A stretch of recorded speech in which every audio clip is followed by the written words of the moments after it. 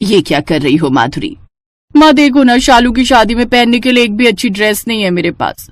अरे कुछ तो शर्म कर लड़की, पूरी अलमारी भरी पड़ी है तेरी महंगे महंगे कपड़ों से। ये सब बेकार है माँ, इन सबको मैं पहन चुकी हूँ। ये वाली पहन जा, ये तो पूरे 5,000 की थी ना। नहीं, ये उतनी भी खास नहीं है। और ये वाली, हाय ये तो 7,000 की ली थी। पर माँ ये तो पावनी की शादी में मैं पहन चुकी हूँ। अच्छा तो ये वाली पहन ले, ये तो बिल्कुल नई है और बढ़िया भी लग रही है। नहीं, मुझे इसका डिजाइन पसंद नहीं है। ओफो, अब बस भी कर माधुरी, तुझे तो पैसों की बिल्कुल कदर ही नहीं। कभी सोचा है शादी के बाद ससुराल में कैसे होंगे तेरे खर्चे पूरे? पति नहीं देखेगा तेरे इतने नखरे। कैसे नहीं देखेगा? मैं ऐसे आदमी से शादी नहीं करूंगी जो मेरे खर्चे ना उठा सके। आहा, तेरा कुछ नहीं हो सकता, मुझे तुझसे कोई बात नहीं करनी। ये कहकर माधुरी की माँ हेमा गुस्से में वहां से चली गई। माधुरी को हमेशा महंगे कपड़े पहनने का बहुत शौक था, जिसे वो हर हाल में पूरा कर ही लेती थी। फिर कुछ दिन बाद माधुरी की शादी मनीष के साथ तय हो गई। मनीष भी शहर में अपनी फैक्ट्री चलाता था, अच्छा खासा घर था और पैसों की कोई दिक्कत थी नहीं। तो मनीष से शादी करके जहाँ माधुरी बहुत खुश थी, वहीं माधुरी जैसी सुंदर बीवी पाकर मनीष भी फूला नहीं समा रहा था।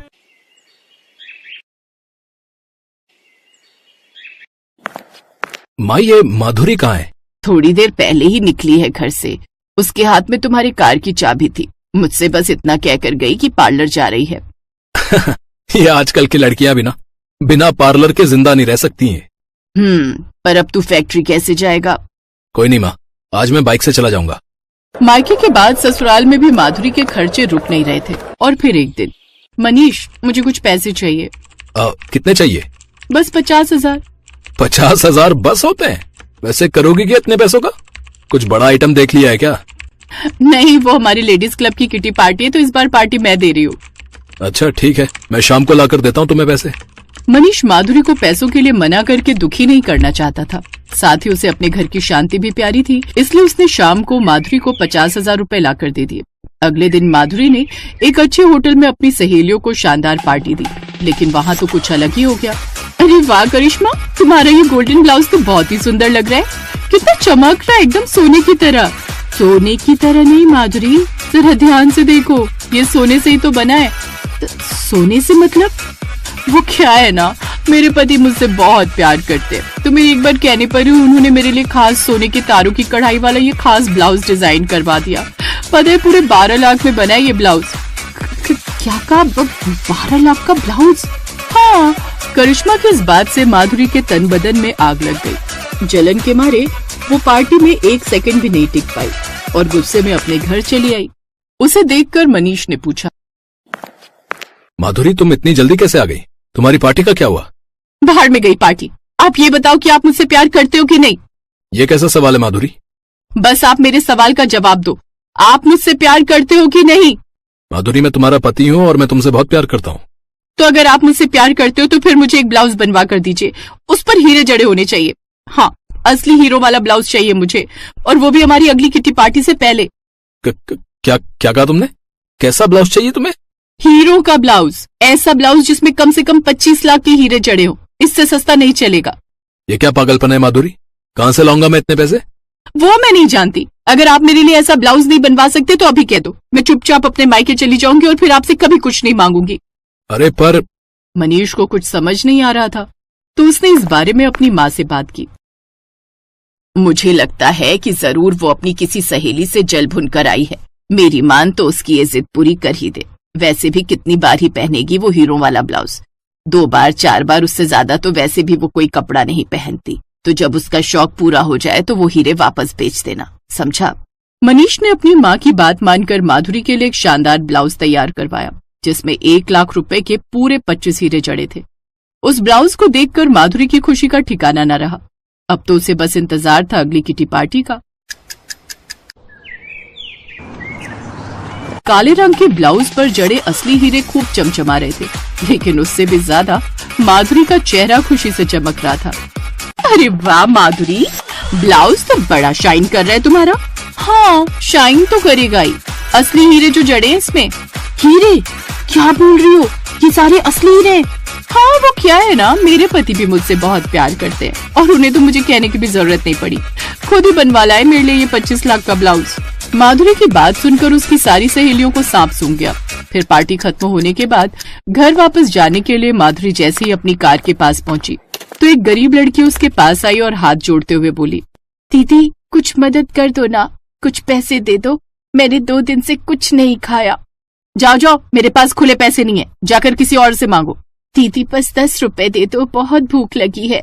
माधुरी ने कुसुम को अनदेखा कर दिया और अपनी कार की तरफ बढ़ गई और कार में बैठ गई। लेकिन इस सब में कार के गेट से अटक कर उसके ब्लाउज का एक हीरा वहीं जमीन पर गिर गया। लेकिन इस बात से अनजान माधुरी ने कार स्टार्ट की और आगे बढ़ने लगी। कुसुम ने वो हीरा देखा तो उसे उठाकर माधुरी की कार के पीछे भागने लगी। वो माधुरी को रोककर उसे उसका हीरा वापस करना चाहती थी, लेकिन माधुरी को लगा कि कुसुम उससे पैसे मांगने के लिए कार के पीछे भाग रही है। थोड़ी देर बाद माधुरी बहुत आगे निकल गई और फिर इस बात को कई साल बीत गए। मेम साहब, ये मेरी सास है। हम दोनों ने 2 दिनों से कुछ नहीं खाया। मैं आपसे भीख नहीं मांग रही, बस हम दोनों को कुछ काम दे दो अपने ढाबे पर, ताकि हमारा भी 2 वक्त की रोटी का जुगाड़ हो जाए। असल में माधुरी इस वक्त जिस लड़की से मदद मांग रही थी वो और कोई नहीं बल्कि कुसुम थी। माधुरी को देखते ही कुसुम को बीता वक्त याद आ गया कि कैसे उसने उस गिरे हुए हीरे से अपना काम शुरू किया और दिन रात एक करके अपनी मेहनत से एक बड़ा होटल खड़ा कर दिया। लेकिन इस बीच बहुत कुछ बदल गया था। अब कुसुम की जगह माधुरी थी और माधुरी की जगह कुसुम। लेकिन कुसुम ने वो नहीं किया जो माधुरी ने उसके साथ किया था। दीदी, लगता है आपने मुझे पहचाना नहीं। कई साल पहले आप मुझे मिली थी, तब आपने वो चमकीला सा ब्लाउज पहना हुआ था। मैंने आपसे भीख में 10 रुपए मांगे थे, लेकिन आपके पास छुट्टे पैसे नहीं थे। उस दिन आपके ब्लाउज से एक हीरा वहीं गिर गया था। मैं उसे आपको वापस देने के लिए आपकी कार के पीछे भागी भी थी, पर आप चली गई। फिर काफी ढूंढने के बाद भी जब आप मुझे मिली नहीं तो मैंने उसी हीरे को बेचकर अपना काम शुरू किया।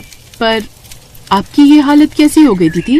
मेरी इस हालत के लिए मैं खुद जिम्मेदार हूँ। मेरे लालच और दिखावे की आदत ने हमें बर्बाद कर दिया। मेरे पति का एक खतरनाक एक्सीडेंट हो गया जिसमें मैंने उन्हें हमेशा के लिए खो दिया और फिर धीरे धीरे सब बिक गया, वो हीरो वाला ब्लाउज भी। और देखो, आज हमारे पास कुछ नहीं। ऐसा मत कहो दीदी, ये होटल आपके हीरे की बदौलत ही खड़ा हो पाया है, तो अब से आप यहाँ की मालकिन हो। नहीं कुसुम, ये तुम्हारी मेहनत का फल है। तभी तो तुमने सिर्फ एक हीरे से अपनी किस्मत चमका ली और मैं 24 हीरों से भी खुश नहीं रह पाई। ये होटल तुम्हारा ही है, बस हो सके तो मुझे यहाँ काम करने दो ताकि मैं अपनी कर्मों का प्रायश्चित कर सकूं। और इस तरह माधुरी अब सही रास्ते पर थी और अपनी मेहनत के दम पर अपने मुश्किल हालात बहुत जल्द बदलने वाली थी।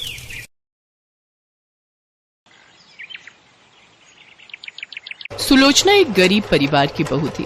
बहुत मुश्किल से वो पैसे जोड़कर घर को चलाती थी। पति ब्रजेश एक दुकान पर नौकरी करता था। तनख्वाह कम थी, इसलिए सुलोचना ने सिलाई करनी शुरू कर दी। सुलोचना को सिलाई का काम आता था, इसलिए वो एक फैंसी बुटीक के लिए घर से ही सिलाई का काम करने लगी। पर बुटीक की मालकिन रोमा बहुत चालाक थी।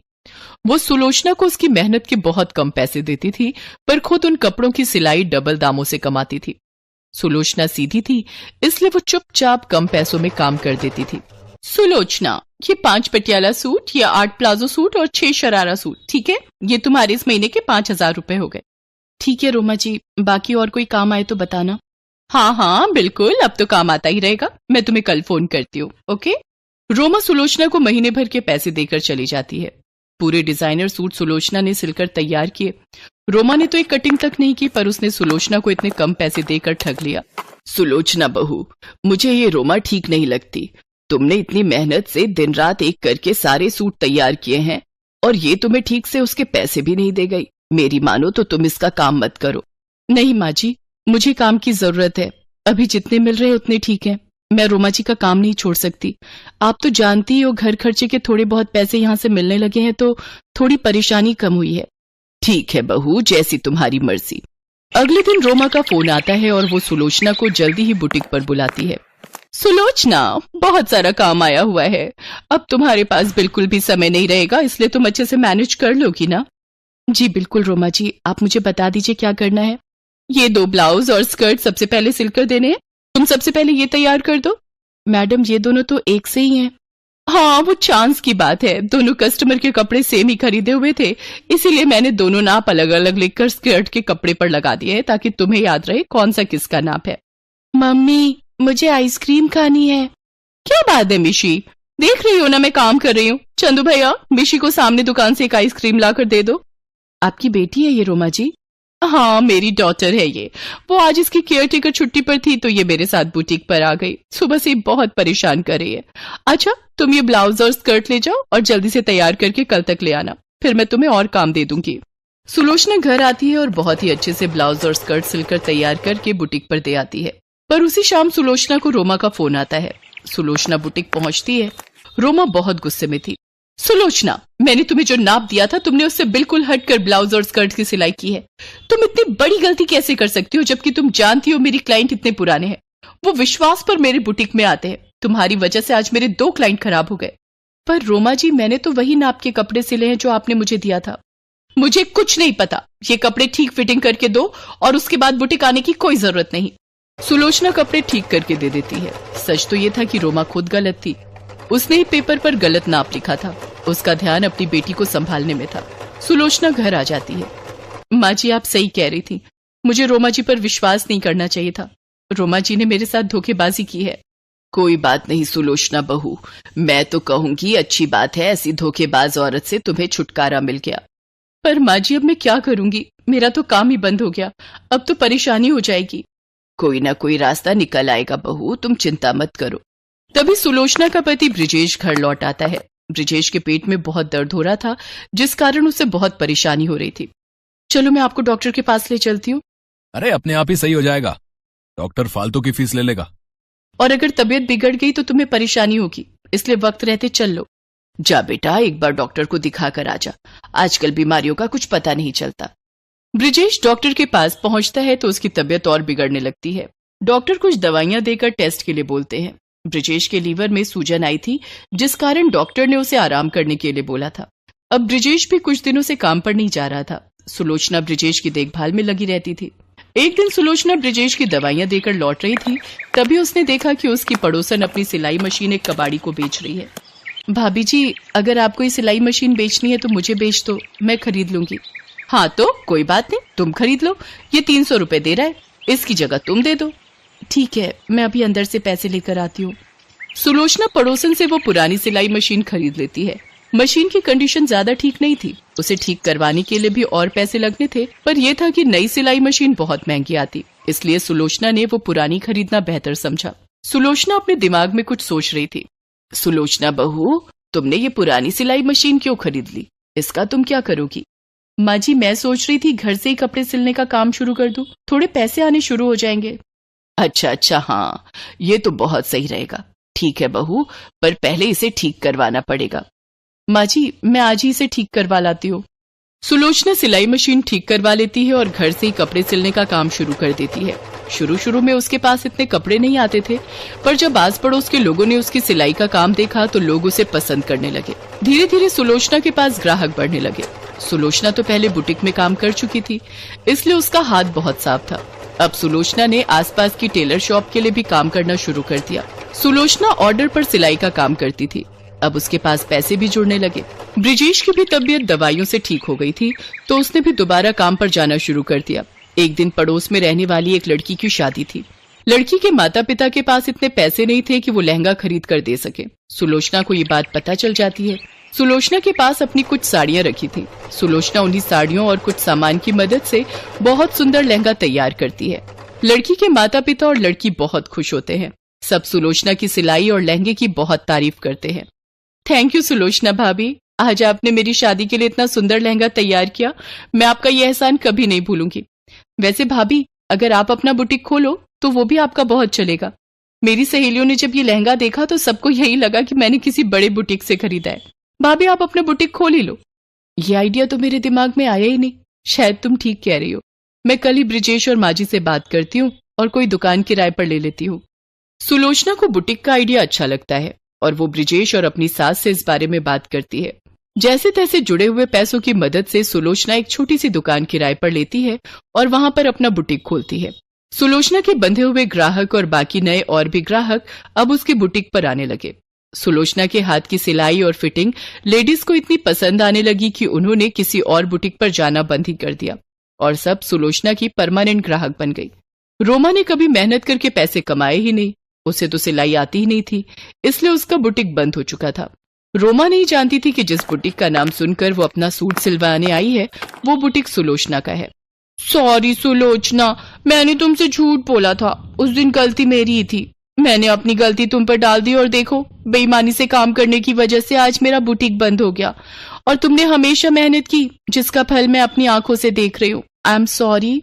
कोई बात नहीं रोमा जी, गलती इंसान से ही होती है। लाइए मैं आपकी फिटिंग ले लेती हूँ। रोमा देखती रहती है। सुलोचना अपनी मेहनत से बहुत आगे बढ़ चुकी है। वो चुपचाप फिटिंग देकर वहां से चली जाती है और सुलोचना अपने बुटीक के काम में लग जाती है।